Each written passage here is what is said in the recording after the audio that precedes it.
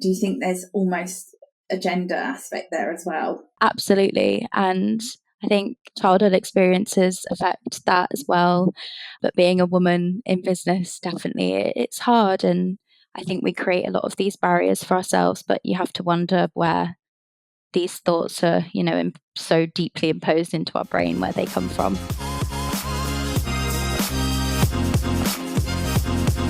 Hi everyone, welcome back to the Blooming Lake Scientists. Today on the show I have the lovely Amber Penrose, and I can't think of Amber's name now without thinking of Timber, because do you remember this in a private chat where I was like, that sounds like Timber, and now I'm like, Amber, every time I see your name. Stuck in your brain. Exactly. But the reason I'm so happy to have Amber on the show, and we were just talking about this actually, was, obviously Amber's had an interesting story herself and journey to where you are now, because you have quite a non-traditional background. But also, I really want to hear your perspective on what it's like working in recruitment when it comes to dealing with people that have perhaps unusual backgrounds where they're not particularly traditional in the science world, and what that's like. But before we do that, introduce yourself, Amber, and tell us what it is you do now. Yeah, well, firstly, Martina, thank you so much for having me. I literally love this podcast, and I think you've just created such a open, honest space, and I've learned so much. So thank you for inviting me today. But I'm Amber. I'm the founder of Moxee, which is a recruitment agency for the life sciences space, but we kind of particularly focus on more niche evolving technologies where I guess talent is really scarce and they often need alternatives to LinkedIn job adverts, for example. And I particularly like working with smaller companies and SMEs who don't necessarily have big, juicy talent acquisition teams just yet. And I feel passionate about changing the way that hiring managers hire as opposed to just who they hire, because I don't think that one can succeed without the other. So, yeah, that's a bit about me. Do you know what? That's so interesting because, one, I'd love to know what the issues are with the way people hire, because obviously recruitment, for me, I've only seen the perspective of someone who's applied for jobs. I've never been the other side. So what is the issue with the way people hire? Well, this changes every year, but let's talk about this year, for example. So we all know that layoffs have taken over, restructurings have taken over. It's been a bit of a financial mess. The macro environment is really tough for everyone involved. And the majority of layoffs, the first people to be hit are talent acquisition and HR.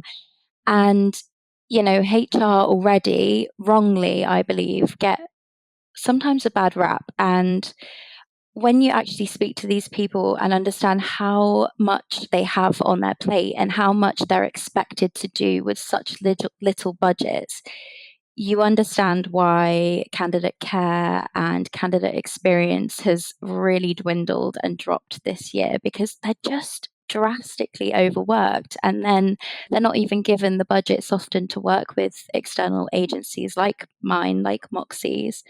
So I think that's the first thing. And similarly to a lot of aspects of life sciences, the technology available has not necessarily been implemented into our talent acquisition and HR processes. Like, there are so many cool apps, and there are different ATSs, which is an applicant tracking system that these companies can use, but they're just not utilizing them. And so, for example, on average, this is crazy, but the average life sciences role at the moment is receiving 193 applicants. And out of those 193, only one person gets the job. So there are 192 people who don't, and often don't receive feedback, who don't even receive an update, are often ghosted. And then that's the perception of your employer brand that they have for the rest of time. And if you are in a really evolving niche space, like, I don't know, AI for drug design, for example, or chem informatics, where the candidate pool is already tiny. If you have such a large group of people that have such a negative experience, good luck when you come to hire again. But I could go on forever about the things that are going on, but I guess that's just one one aspect of it. I can say, I mean, I don't know if I've ever applied for a job where there were that many applicants, but I guess I wouldn't know that. Because, of course, every job tells you there's hundreds of applicants.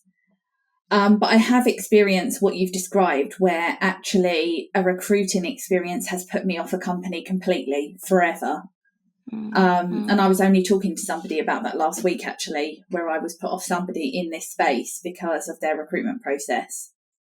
So it's really interesting that you say that. But the other thing I wanted to ask you, and we're definitely, obviously we're going to dig into like you and your journey, but I'm just intrigued as to what is it you love so much about working with smaller companies? They're more open to change. Now, that is a huge stereotype. But there are less layers for me to have to go through to implement said change. It's quicker to implement strategies that I think work. And I'm someone that appreciates authenticity and storytelling in recruitment. And often, big, large corporations are a lot less inclined to do that. So I think that's why I like working with smaller businesses. Do you think it's because bigger companies think they don't need to do all that? Absolutely. If it ain't broke, don't fix it. You know, they have huge revenues. They have been successful for sometimes 100+ years. And why do they think they wouldn't need to implement recruitment marketing? Everyone knows who they are. Everyone knows who Google is, who Apple is, who Thermo Fisher is, who, Illumina is, for example. They don't need these things. So I don't think my value really sits with the large multinationals, and that's okay. I can't be everything to everyone. And yeah, that's just my favorite. Yeah, I mean, I totally can see that point of view. I think that I do feel the same about smaller companies, and it's definitely for the same reason where you do feel that you're having more of an impact. And I think it's often because you can reach the people you actually need to speak to that make decisions. And often in bigger companies, that's so difficult. Yeah.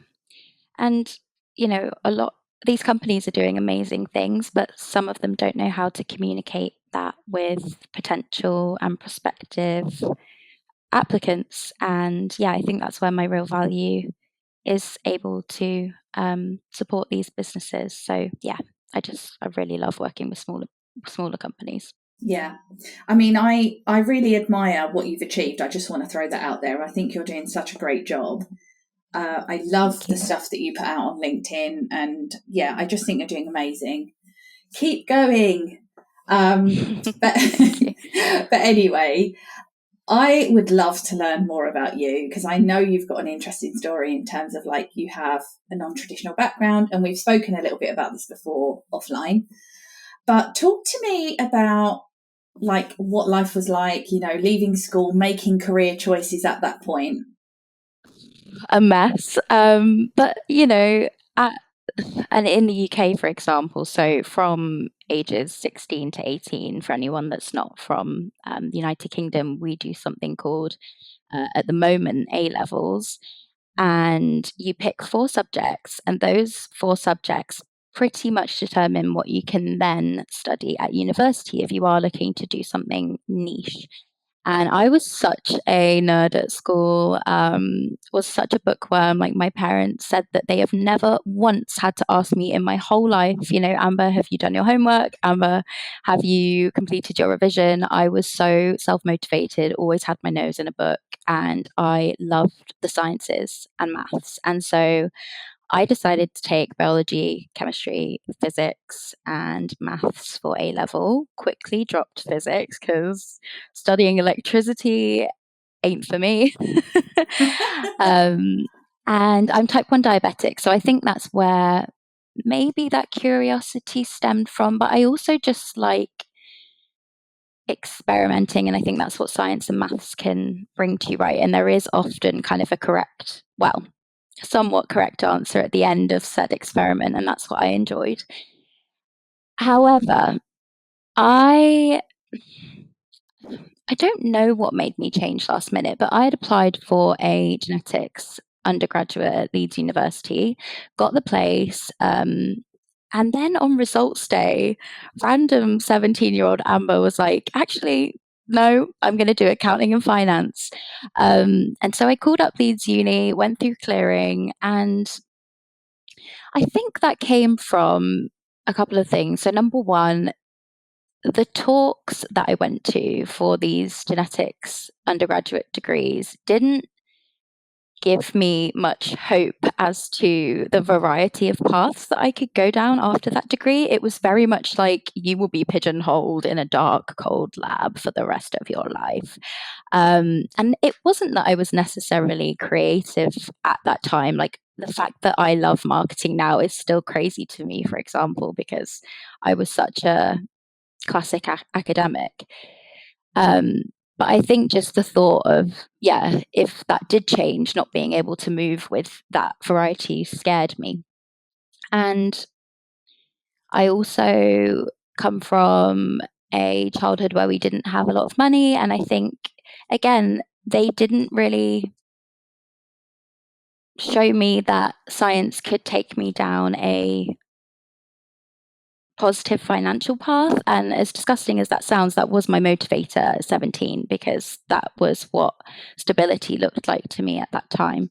And so I think I thought, oh, to be rich, you've got to be a doctor, accountant, or a lawyer. And so I chose accountancy. But looking back, it was a real mistake. I hated every second of my degree. But at 17, 18, 19, I didn't have the confidence to fail and pivot as much as I perhaps do now. So after that degree, I started to study for my management accounting exam at a marketing firm. And I did that purposefully because I was starting to randomly have an interest in marketing. I'd done a bit of marketing for Diabetes UK, for example, as an internship during university. And so, yeah, that was purposeful. But after 3 weeks, I just thought, screw this. I hate this. I need to get out now. I know how hard it is for graduates to get a job anyway, let alone for graduates who want to pivot into something completely different. And then I ended up working in Subway in a garage for like a year, just stinking of Italian herbs and cheese and trying to figure out what I wanted from my life and what I was good at as well. I didn't even know what my strengths were, let alone how to apply those to a career for maybe the rest of my life. And then I stumbled into recruitment, and I truthfully was like a bit embarrassed to tell my family that that had happened because I felt like a failure. You know, I thought that I'd be doing a genetics and genomics PhD, not being a recruiter. And that's really horrible to say now because now I know what goes into being a good recruiter. But I chose diagnostics when I started in recruitment because it meant a lot to me. Type 1 diabetic, know a lot about the USPs because I've used the tech every day to stay alive on my arm. And then, yeah, 9 years later, here I am with my own life sciences recruitment agency. So it's been a really wiggly, random path, but I'm so thankful for that path looking back. And yeah, it's weird how you can sometimes kind of end up exactly where you meant to be, even though it didn't feel like that at the time. You've done such a lot. I mean, you've pivoted so many times, and I think, you know, like you say, at the time you don't appreciate, you panic and you think, oh, what am I doing? Like, I don't know what I'm doing with my life. And then you end up somewhere and you're like, oh, this kind of led me here. All of, like you say, all of these alternative paths that I wasn't supposed to take. But you said so many things there that I want to dig into. I mean, I should tell you, right? I've never had a Subway in my life. I mean, that's the first thing I want to get out there because everyone's always really shocked. What? I've never eaten one. Yeah, I've never eaten one. Why? Never. Oh, do you know what? When I was younger, or when like it first became a thing, Yeah. someone told me they described it as a rat in a bun. And then That's such a good description. ever since I've been totally put off, and I will literally eat anything, but I won't eat a Subway, and I've never even tried it. So that's terrible, isn't it? Well, and here's a little insider secret. They make you change the sell-by dates on the thing because they obviously don't want to throw away gone-off meat. But I think a lot of Subways are literally selling out-of-date meat. Anyway, let's not get into out-of-date meat on the Blooming Lake Scientist podcast. Tangent. Let's not that. Oh, random much. The other thing was that you were saying that, and this is something I hear a lot, is that obviously when you're younger, the main issue is not even that you don't have the skills you need to do different things. The main thing is the lack of confidence, right? We've all been there, right? And I don't know about you, but I feel like if there was more help around that, people would, move into different careers or take different paths, because it's understanding that the skills you have aren't just about the things you write on paper at school. There's so much outside of that matters. And I mean, I know it sounds really stupid because obviously schools cannot afford to do this, but if there was some form of coaching in some way for students, I feel like that would be hugely helpful. Yeah, and our career coaching was terrible. And, I was a bursary kid, albeit at a private school, but you'd think that a private secondary school would have good career coaching, but like I compare it to my friends as well, and it all sounds pretty similar in that it was basically helping you to write a CV. It, my issue was that I didn't even know what career paths existed, and there are so many. There are so many things out there that now spark my interest in it. That's another cool thing about being a recruiter is I love just learning about all the different things that science can provide to someone and how many different people can enter this world, and you don't necessarily need to have an academic background, and that is so cool.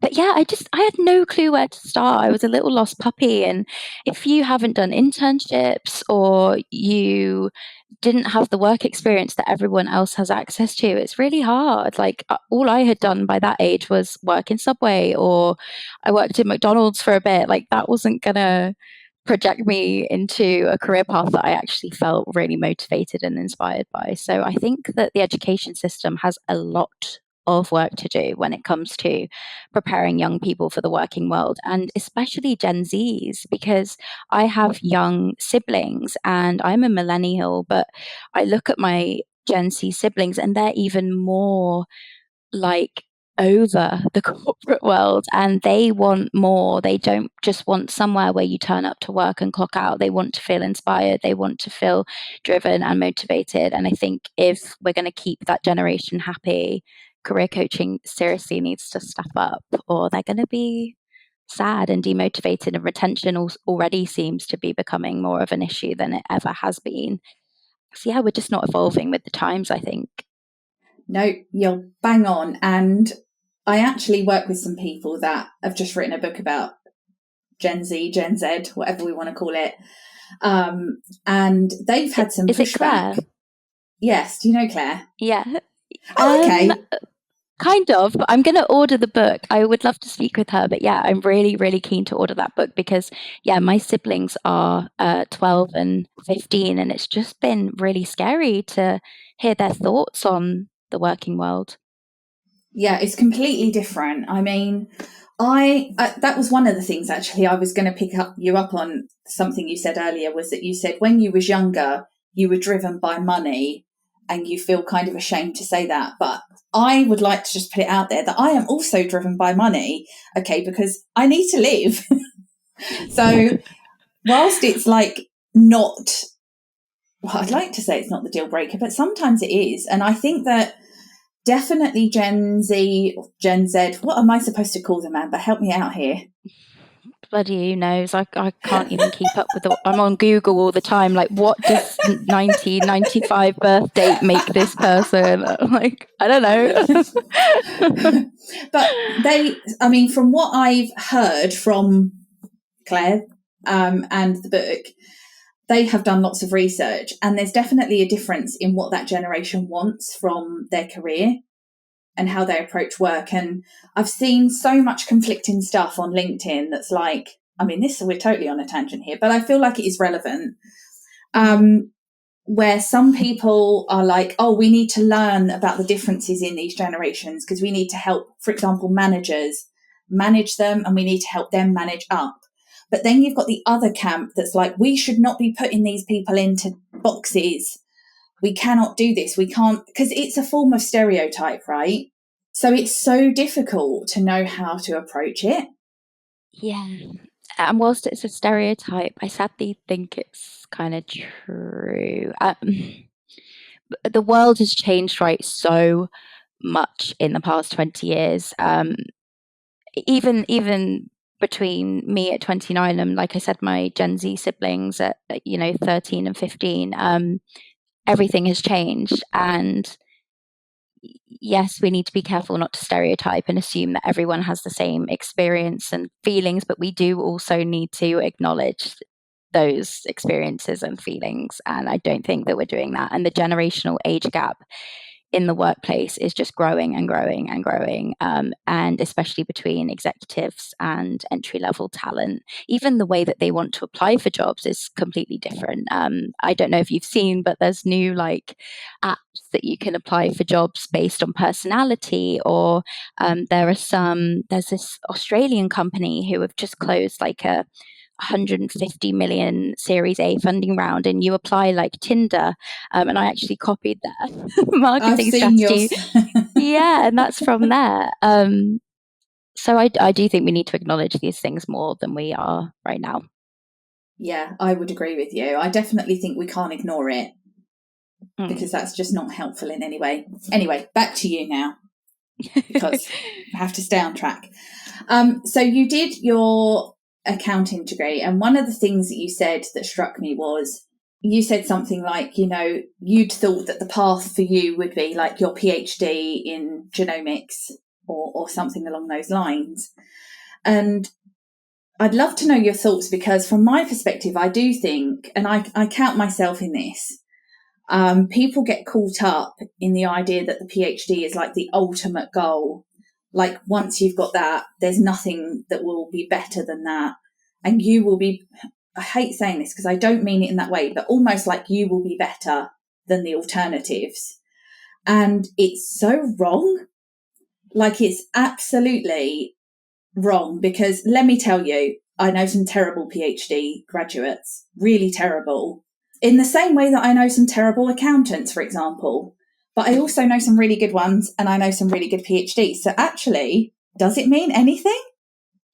On reflection, no. But at the time, like you said, that was the stereotype that was so deeply ingrained in my mind. I almost thought, if I have a PhD, I will never be unemployed.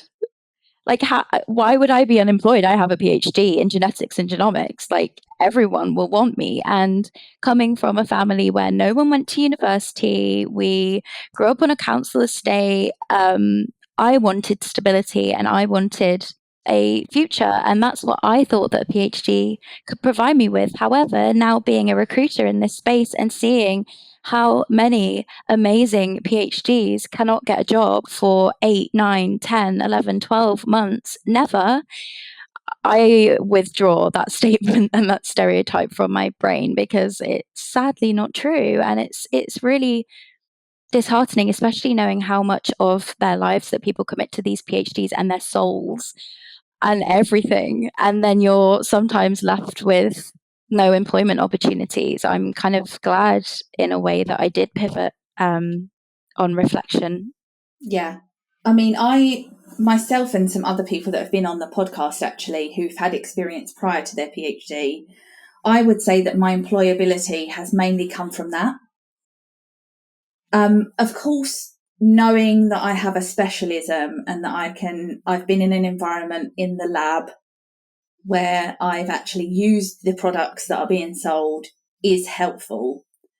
But I would say the majority of the skills that I use now in my jobs came from prior to academia, when I was obviously in a totally different environment. So it's just so interesting how we all get caught up thinking that it's better. And it's it's not just the PhD graduates that think that. It's the people like yourself that think that, because I remember, I hope you don't mind me bringing this up, but on the Market Your Science podcast, you mentioned that you were always worried to like speak out because you thought someone would be like, oh, well, what do you know? You haven't got a PhD.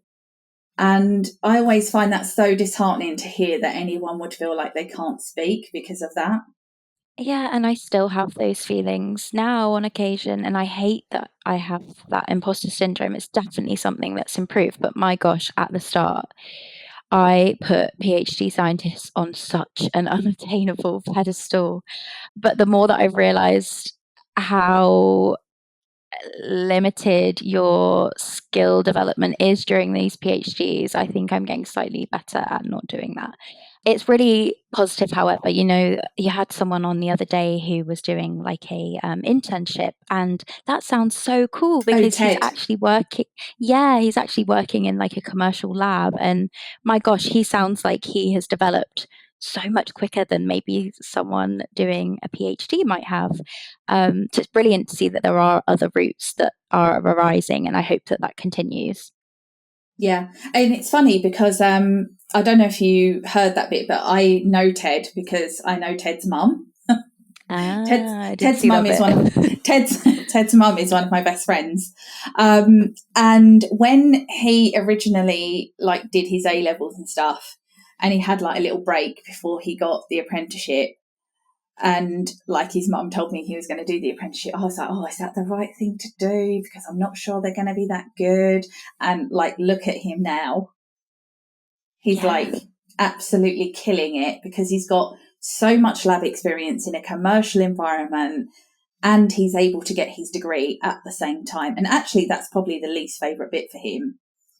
But I think there are more and more alternative pathways. And for me, it was really important to start saying this out loud because I used to be on LinkedIn, well, still on LinkedIn, but all I ever saw was like everyone had this traditional background. And I was like, this is so annoying. I'm so sick of seeing this because you can't help your background. Okay. If you've been able to do that, that's really great. And I genuinely mean that.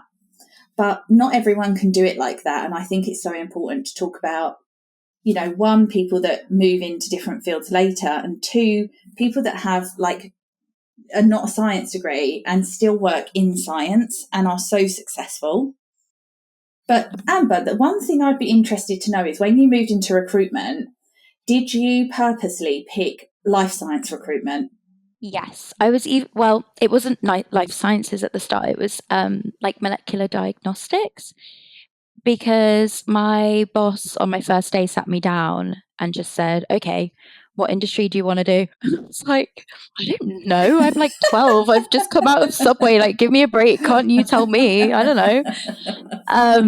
So diagnostics seemed like the logical step, because partly because I was like, I might get sent free continuous glucose monitors and be able to use them, and partly because I felt so much passion about the space and I'd worked in it and I understood the USPs of each technology, and it just felt like something that would come quite naturally. But then I got bored of that, and because I always had the genetics interest and I've read so many books about genetics, like from 13 years old, my mum said that I was reading like molecular biology books, don't ask. And I still find myself doing it all the time. Like, I'm always reading papers, and that's the thing. You can still be great at science without the PhD. Like, I probably think that I know more about trends and the changes in life sciences than some PhDs might. Yes, I might not be able to explain their very niche area of science in a way that they can, but I think I have a better overall kind of business analyst view. So yeah, I didn't pick life sciences, but it's kind of evolved into that. But when you first moved into recruitment, what were your thoughts about recruitment? I mean, you mentioned the shame thing, but I mean genuinely, like, what did you think recruitment meant? Ooh, it's a complex question because it can be quite transactional, and I did have that perception, and some of the stereotypes I think are sadly true. Um, but in all industries there are good and bad, right? But my training, Yes. for example, was very find a candidate, write up an email about them, send them to 300 companies and hope for the best. Like that was it. And I, as I mentioned at the start, really enjoy helping hiring managers to improve how they hire, not just who they hire. And I think there are so many workforce issues as well. Like I'm a disabled, neurodiverse woman, and I've been in very non-inclusive environments, and I feel passionate about those changes. And I felt like recruitment agencies don't really allow you to get involved in improving the workforce. It's just placing candidates. But then on the flip side, they really push you to generate amazing relationships with your candidates. But then I sometimes felt a bit icky suggesting companies to them that I didn't necessarily believe in. Um, and it's sales at the end of the day, right? It's very KPI driven. And that's partly why I wanted to start Moxee, because it's allowed me to work in a way that makes me feel good, as sad and kind of fluffy as that sounds. But yeah, my perception of recruitment wasn't a great one. And I was very much that person at a barbecue when someone would ask me in the family what I'm up to now, and I'd be like, oh, I'm a recruitment consultant, like with my head down. I didn't have a lot of pride, but I do now, because I've built the role in a way that suits me and suits what I actually like doing. I don't think that sounds fluffy at all. I think that if you're going to be good at something, you've got to do it the way you want to. Mm. It's the only way. And I think that being passionate about change is always a good thing. Like that's never a bad thing, right? Yeah, my problem is I'm passionate about too many things, and I found that to be my business's biggest flaw. Is like, yeah, there's so many things that I am deeply passionate about, and I think that's partly ADHD based, which I now know and can recognize. But yeah, I think that's been my biggest issue. But it's also makes for a great entrepreneur, I think. To every cloud. Yeah, exactly. One of the things I did want to ask is, I know you hated your degree, but do you feel like any of it has been transferable into what you do now? We did a lot of business, like, I know that's a very broad word, but we did a lot of like business management modules, and you could choose a lot of your modules, especially, in second and third year. And I picked a lot of marketing modules, which has now, I think, helped me to support companies with their employer branding and recruitment marketing. And I would say that that's my absolute favorite part of my role. I've really stumbled into that. And I think a lot of life sciences recruitment is kind of like, oh, shiz, we have a huge skills gap. Let's go and find this person right now. And I think, for example, a lot of biotechs and life sciences companies, they think that employer branding is going after a best place to work trophy. But like, best place to work for who? The goal of employer branding is to attract the right kind of person, not everyone. And not everyone is going to thrive in your environment, and that's okay. So, helping companies to understand that and really market their thing has been really fun. And I think that my degree set me up, perhaps, or didn't set me up, but at least made me aware that employer branding was even a thing. I mean, when you think about it, it's actually crazy, right? That you look back at the things you've done, and as you were doing them, Mm. if somebody had said, "Oh, this will be applicable to your career in the life sciences," you'd be like, "Yeah, get out of town." There's no way you'd believe that anything you did prior to that would be beneficial to you now in this life. Because I know, because I was in fashion, I didn't think for 1 minute anything I learned in fashion would be applicable to what I do now, but it absolutely is. So, I mean, don't you think it's so important that people, I mean, we've got two aspects here. People need to appreciate that they have skills that are transferable in all environments. But two, the companies and the scientists really need to just, get a grip and start looking outside the box a little bit.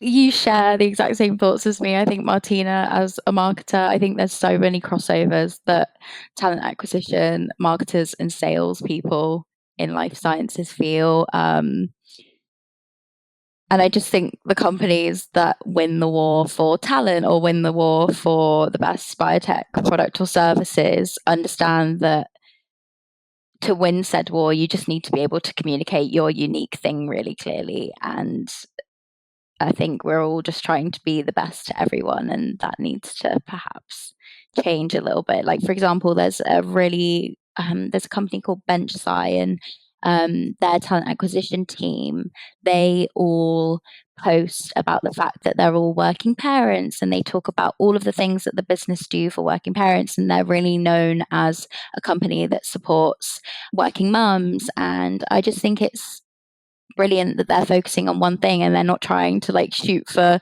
we're the best biotech to work for in 2021 and then repeat that on their LinkedIn profile every month. But it's like, we're in 2024 now. Have you not got anything else that you can talk about?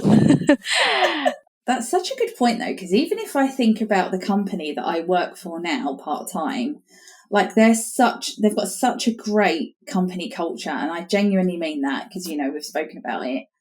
And actually, if you applied for a job with them and you hadn't already worked there, you would have no idea, because there's absolutely nothing that tells you any of this. It's just your standard job description. So you're right. I feel like this kind of whole recruitment marketing thing needs to be a bigger focus. I just think it's something people haven't concentrated on because they've felt like people should almost feel privileged to apply for a job with them. Sorry, I'm not saying that about my company now. I'm saying that generally. Absolutely. And thinking back to the Gen Z point, they don't have that sense of privilege. They're like, no, why should I want to work for you? Why should I commit, 8 to sometimes 10 hours of my day, 5 days a week for you? And yet you post a job description that you have copied from 10 years ago or from a competitor and then flung it through ChatGPT. And you think that that's going to be enough to attract me to your role? Absolutely not. And one thing I notice about job adverts, for example, in life sciences, is that we don't even change our job descriptions. We copy and paste our job descriptions and assume that that's an advert. But a job description is actually just like a legal document in case you're, asked to do something that extends beyond your responsibilities. We don't actually change that. So that's like a service that I've started doing with Moxee, for example, is just changing their descriptions into actual adverts that entice passive talent. So yeah, there's a lot of marketing things that definitely need to be done in an employer branding sense, that's for sure. Yeah, I mean, I realise people listening to this are going to think, hold on, this is late blooming scientist and we're talking about recruitment a lot. But the reason being is because the two are so intertwined, right? Because the whole issue is that so many people with non-traditional backgrounds aren't considered necessarily for roles because they're not your type on paper. They're just like, when I think I said this before, when I was in academia, I was told to remove any previous work history from my CV. And I did that. And I applied for the company that I worked for after, a drug discovery company. And in the interview, they said, oh, so do you have any other experience? And I then thought, well, I'll just tell them about my previous experience. And they were like, why is that not on your CV? And I explained that, people in academia had said, no, take that off. It's not relevant. They just want to see you can do it in the lab. Like you can do the work. And they were like, oh, this is so annoying. So much of this stuff is valuable to us and we don't get to see any of it. And you could see the frustration, like the genuine frustration. They'd encountered this before and they were missing out on good candidates because they couldn't see that experience because it was just thought of as. Yeah, you're so right. And I think there's a lot of resume bias, which doesn't help people with non-traditional pathways to even get to the point of being able to interview. And as I was mentioning before, because of all the layoffs, there are so many applicants. This just seems to be happening more and more so than before. Like, even with sales roles, they have 50 PhDs applying, and they assume that because someone has a PhD that they'll make a better salesperson, and it's infuriating. So yeah, there's a lot of bias that is going on at the moment as well. Yeah, I mean, that happens internally because often people with PhDs are thought to be better leaders, and they're often terrible leaders. You said it, not me. Well, I know, because I have the issues that people from academia have that often make them not very good at being managers, let's say, and that need for control of everything. And we're often just thrown into those roles. Yeah, and expected to know it all. And just because you're a manager, it doesn't necessarily mean that you enjoy managing people, or just because you've had a certain years of tenure in academia or industry, it doesn't mean that you enjoy coaching or motivating a team, and that's okay. I think there's also not enough pathways for people that don't necessarily include like direct reports. Yeah. And often, and this happens in recruitment a lot as well, and I didn't particularly enjoy managing recruiters, but because I was a top biller, I kind of was forced into that. But we never had the conversation of, do you actually want to do this? Or have you had enough support to be able to do this? And I see that happening a lot in life sciences as well, sadly. Yeah, definitely. I feel like I could talk to you all day, but I've got 2 questions left. The first one is, can you tell us a little bit about the kind of struggles you faced along your journey, like transitioning to different careers and to where you are now? I think the imposter syndrome at the start was really all-encompassing. I was a 24-year-old who had felt like she'd failed. I was flung into, on my 3rd day, a call with a CEO of a molecular diagnostics company in San Francisco, and I'd had no training. I didn't know what was going on. Things were going well for me somehow, and I felt like it was just happening through luck. And then I really struggled in my 2nd year because I hadn't actually had the training or the coaching to know why I was doing what I was doing. So that was a really big challenge, and just overcoming that I can add value. Like, I know a lot about the space, yes, from more of a business analyst perspective, but accepting that I'm someone who has a lot of knowledge that is helpful to a lot of life sciences companies, and I can confidently say that despite not having a traditional background, and I should feel proud to say that. I think that's taken a long time to accept, and I'm still working on accepting that. It's definitely become a lot easier since owning my own business.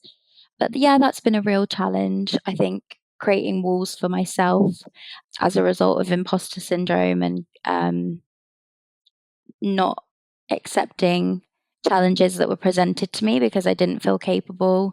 That's been a real challenge. I feel like we have so many similarities. So I was talking to somebody last week about a time when I was offered a promotion and I handed my notice in because I had a meltdown and was like, this is after my PhD. I probably shouldn't say this, but I handed my notice in and just ran away because I was like, can't do it, still can't do it, just don't know what I'm doing. Nobody's going to listen to me. And I wonder, I mean, we're not going to go into this in detail, but do you think there's almost a gender aspect there as well? Oh, absolutely. Don't get me started, because my whole family calls me an angry feminist, and I could go on forever. Me and my daughter get called it as well. Yeah, my old work, I was just known as the angry feminist, and everyone would just poke the bear. But absolutely. And I think childhood experiences affect that as well. But being a woman in business, definitely, it's hard. And I think we create a lot of these barriers for ourselves, but you have to wonder where these thoughts are, so deeply imposed into our brain, where they come from. So yes, another podcast maybe. Yes, perhaps. My last I am question. thinking of starting a podcast, and I need a theme, so maybe that's one. Yeah, that would be a great one, because there are so many groups for women in science, but actually, unless you're in those groups, which often cost money to join, you don't really hear about this stuff enough. It's almost as if people are too afraid to say it. Absolutely. I've been trying to look for these groups as well, and there's actually less than you would hope to see. Yes. And often they target like senior management only, which is not the point from my perspective. No. My final question then is, did you have any kind of mentorship along the way, and how has that played a role? Or have you just paved the way for yourself? I know you laugh, but I've had no mentorship at all. Not a single. No, that's why I'm laughing, because it wouldn't surprise me if you'd done it all yourself. Yeah, I've found myself being the mentor more so than having mentorship. I guess my family have been my mentors and my friends. But no, I felt, because I was the only female in leadership in my last businesses, and that's partly why I quit when I did. I think I felt like I wasn't really learning anything anymore. I wasn't feeling inspired or motivated anymore. So no, I've had zero mentorship, and it's something that I would love to look more into, because again, that might help with breaking down those barriers that I have created for myself. Yes. Nothing. I mean, it's crazy, isn't it? Because I think you're the first guest I've had on here that has said, no, I've had nothing. And I mean, you've done so well for yourself, so well. Thank you. But that couldn't have been easy without much support from, in work environments and things like that. So I would like to end the show by saying I have huge admiration for you. I really, really respect everything you've built and everything you do. And I learn so much from you. I don't know if you know that, but when you post on LinkedIn, I learn something from you every time. And that means a lot to me, and it's valuable to so many people. So thank you. And thank you I feel the exact same. And I also almost wet myself every day watching your LinkedIn videos. So kind of thank you for that. But yeah, that means so much to me, Martina. I feel exactly the same. So thank you. We have to big each other up, right? We do, us women. Not drag but each yeah, other the down. podcast idea, maybe I need to think about that one a little bit more. That would be a good idea, I think. Yeah, definitely. I think that would be great, because I don't think there's anything like that yet. Well, I haven't heard of it. I've found a few, but as per most podcasts that are diversity related, they get to episode 5 and then they disappear. I have to say, I mean, this is anyone listening, this is on another topic, but if you are thinking of starting a podcast, it is incredibly difficult to keep it going anyway. So yeah, I feel maybe we need a podcast about how to keep a podcast going. We're just going to have loads of different podcasts. I dread to think with us in our tangents. God. There'll be a million. But honestly, Amber, I have absolutely loved having you on here. I wanted to talk to you for so long, so I'm so pleased that we've finally got the chance to do this. I love learning about you. Yeah, like I said, huge respect for you. So thank you so much. Thank you. This has been so much fun, Martina. I really appreciate it. You are welcome. And to everybody else, we'll see you next week. Bye-bye.